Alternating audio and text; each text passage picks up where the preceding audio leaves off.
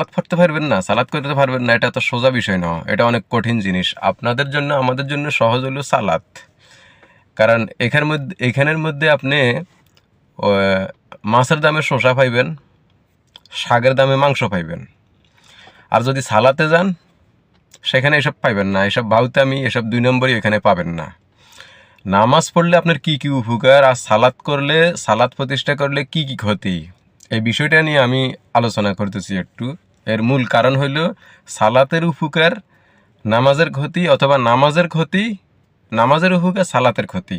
এই দুইটা জিনিসের মধ্যে পার্থক্য বুঝতে হবে। নামাজ আমরা কেন পড়ি? কারণ নামাজ পড়ি, নামাজের মধ্যে একটা প্যাকেজ আছে, প্যাকেজ। এই প্যাকেজটা সব সময় থাকে, এটার কোনো ঈদ বা শবে বরাতের কিনে দিনক্ষণ নাই।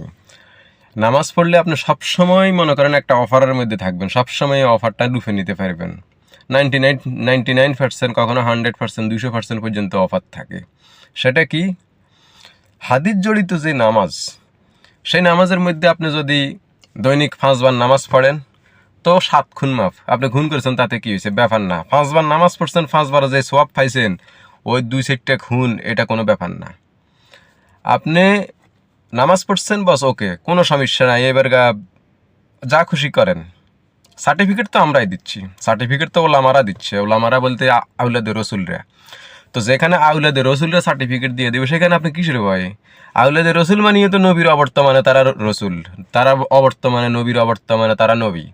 তো যেখানে আপনাদেরকে নবীয়ে বইলা দিব, ভারপ্রাপ্ত নবী যেখানে বইলা দিব যে তোমরা নামাজ পড়ো, এরপরে যা খুশি তা করো, কোনো সমস্যা নাই, আমরা তাই তো করি, তাই করি না?